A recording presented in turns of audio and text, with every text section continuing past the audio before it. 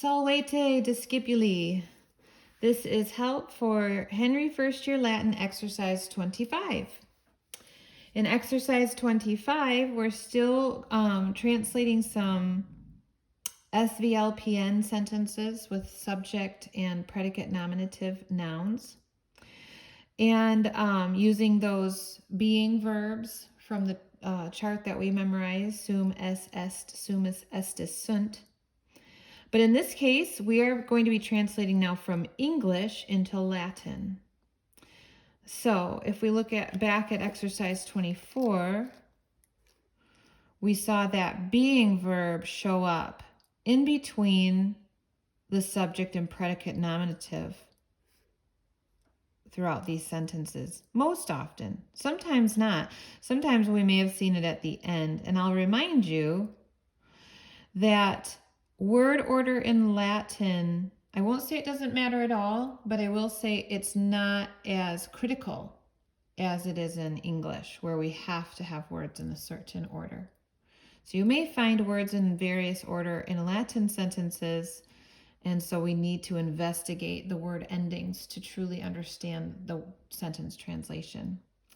But that means that when we translate from English to Latin, we have just a little bit of freedom there. And you might choose to place your verb at the end, or you might choose to place your verb in between the subject and predicate nominative. So let's take a look at this first sentence here. Christ is the Son of God. If we look at this sentence closely, we'll notice three separate nouns: Christ, Son, and God. And they're each playing a different part in the sentence. Christ is our subject, so we're going to give it a nominative ending. And Son is renaming our subject, making it the predicate nominative. Christ is the Son.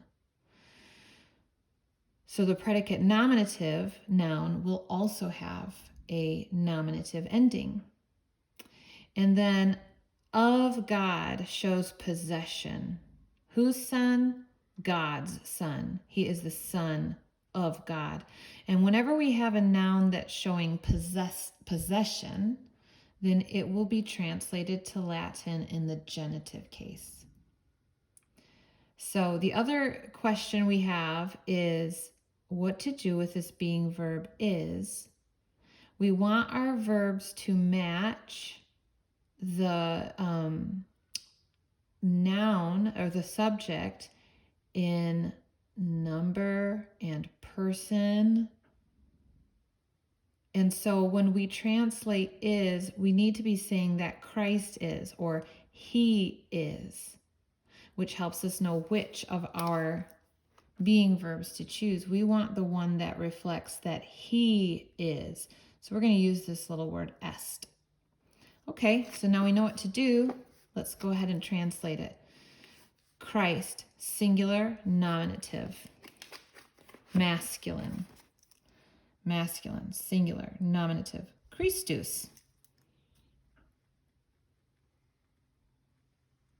And we already discovered that this little linking verb is going to be in the third person singular. He is. That will be est. Christus est. Son. Again, this is our predicate nominative, so it's going to take the nominative case, and it's singular, and it's masculine. So go back to this. Masculine, singular, nominative. Filius. And in this case, I think we'll go ahead and capitalize it because it is the Son of God. We want to show reverence by capitalizing that noun. And then of God, again, is our genitive. It's showing possession. God is masculine and singular. So we're going to go masculine, singular, genitive, and give it that E ending. Dei. Christus est filius Dei. Period. All right, let's do number 2. Number 2 says, sailors see the sky but not the land. Now already I'm noticing I don't see a linking verb, but I do see an action verb, which we know in our vocabulary. I know that our vocabulary for sailor is nauta, nautai, but this is plural, so we'll want to be sure to use that plural ending. They see, this is plural, so we're going to put our verb also plural. They see. The word for sky, this is singular, kailum. But is translated said. We know this from our vocabulary. And not is translated known. And then we have land, which is in the first declension. And it is singular. So who is the subject of our sentence? Sailors, plural, nominative, sailors. And nauta nautai is in the first declension. I'll remind you that even though it's in the first declension, because sailors are typically men, while most of your first declension nouns are feminine, the word for sailor, nauta nautai, is masculine.